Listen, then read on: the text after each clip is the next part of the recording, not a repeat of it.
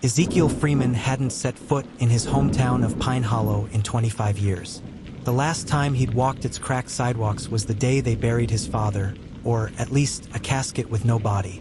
Pastor Elijah Freeman had disappeared on a rainy Thursday in 1999. His truck found abandoned off the old county road, his Bible still on the passenger seat. Some said he ran away. Others whispered darker things. The church had moved on. Ezekiel had not. Now, standing in the shadow of the old Mount Olive Baptist Church cemetery, Ezekiel watched as a boy frail, too thin, maybe 10 years old, knelt alone by a crooked headstone. The wind tugged at the boy's coat. No one else was around. Curiosity tugged harder than the wind. "Hey!" Ezekiel said, his voice low. "You all right?" The boy looked up. His face was pale, cheeks flushed with fever. "I'm waiting," he whispered. "I come here to talk to someone." Ezekiel knelt beside him. "To who?" "To someone who listens."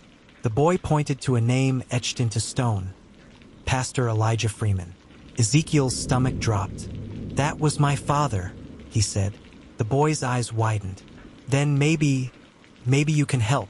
Before Ezekiel could respond, the boy fainted in his arms. The hospital was quiet when Ezekiel paced in the hallway. The boy's name was Micah, and the nurses whispered that he'd been coming to the cemetery for weeks. No parents, just an aunt who didn't ask many questions. Ezekiel waited until visiting hours resumed, then stepped into the boy's room. Micah looked up from a worn leather notebook. "Is that yours?" Ezekiel asked. Micah shook his head. "It was under the bench in the cemetery. Has your father's name inside." Ezekiel sat down slowly. The cover had a faint cross burned into the leather. He opened it and saw the familiar handwriting, his father's. Sermons, prayers, confessions, and then one entry that stopped Ezekiel cold. "If something happens to me, it will be because of what I discovered about Deacon Rhodes and the offering fund. The Lord knows. If I vanish, it wasn't by choice." Ezekiel's hands trembled. "I think he was scared," Micah said quietly. "But he still kept helping people." Ezekiel closed the notebook. "Where exactly did you find this?" Micah looked up, his voice solemn. "Next to the bench where I always pray. The one that creaks when you sit on it." Ezekiel had to go back. Mount Olive had changed. The paint was chipped, the pews dusty, but the sanctuary still smelled like hymnals and wax. Ezekiel slipped in late that night, flashlight in one hand, notebook in the other. The bench creaked exactly where Micah said it would, and underneath a loose floorboard. Inside, an envelope sealed with wax, and a flash drive. He opened the letter first. "To whoever finds this, I tried to do the right thing. Rhodes and others were stealing from the offering fund, laundering it through false outreach programs. When I confronted him, he threatened my life. I fear they will silence me, but the truth lives on." The flash drive revealed hidden ledgers, false accounts, offshore transfers. Names he recognized from Sunday school. Men who prayed the loudest. Suddenly, a floorboard snapped behind him. Ezekiel turned, flashlight trembling. "Thought you were gone for good," said a deep voice. Deacon Charles Rhodes stood in the doorway, older now, but still powerful. "What are you doing here?" Rhodes demanded. Ezekiel stepped forward, the notebook clutched to his chest. "Finishing what my father started." Ezekiel made copies of everything and drove straight to the police. Detective Maya Brooks, a woman with a sharp gaze and little patience for small-town politics, took one look at the ledger and said, "This could take down half your town." And it did. Within 48 hours, the news broke. Embezzlement, church corruption, threats and cover-ups. Rhodes was arrested. So were 2 other church board members. At the hospital, Ezekiel sat beside Micah again. "You were right," he said. "My father didn't abandon anyone. He was brave." Micah smiled faintly.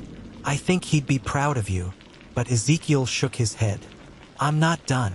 He returned to Mount Olive, this time with police permission. In the crawl space behind the pulpit, they found it. A shallow grave.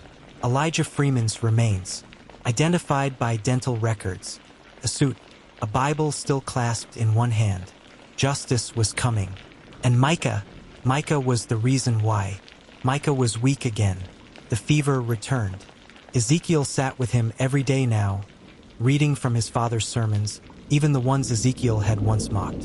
One afternoon, a nurse brought in a communion set. "The boy asked for this," she said softly. "Said it had to be you." Ezekiel hesitated. "I'm no pastor." Micah's aunt touched his hand. "He believes in you." So Ezekiel stood beside the hospital bed, voice cracking, and repeated the words his father had once spoken to crowds. "This is the body. This is the blood." Tears blurred his vision. He placed the bread in Micah's trembling hand. "Do you believe God forgives broken people?" Ezekiel asked. Micah nodded. "He already forgave you." The church was full. Not for a scandal this time, for a memorial. Ezekiel stood behind the same pulpit where his father once preached. He held the old notebook in one hand, the Bible in the other. My father was not a coward. He didn't run. He stood for truth, even when it cost him his life. He read from the last sermon Elijah had written but never delivered. It was titled, "When Light Walks Through Darkness." As he spoke, people wept. Some fell to their knees. Others held each other. Afterward, Ezekiel walked outside. The stars above Mount Olive were bright. Micah was there, pale but alive. "Can we come back next Sunday?" the boy asked. Ezekiel knelt beside him. "We'll be here."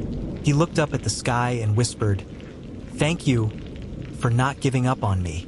Like and subscribe, because sometimes the truth isn't buried forever. Sometimes faith writes the final chapter.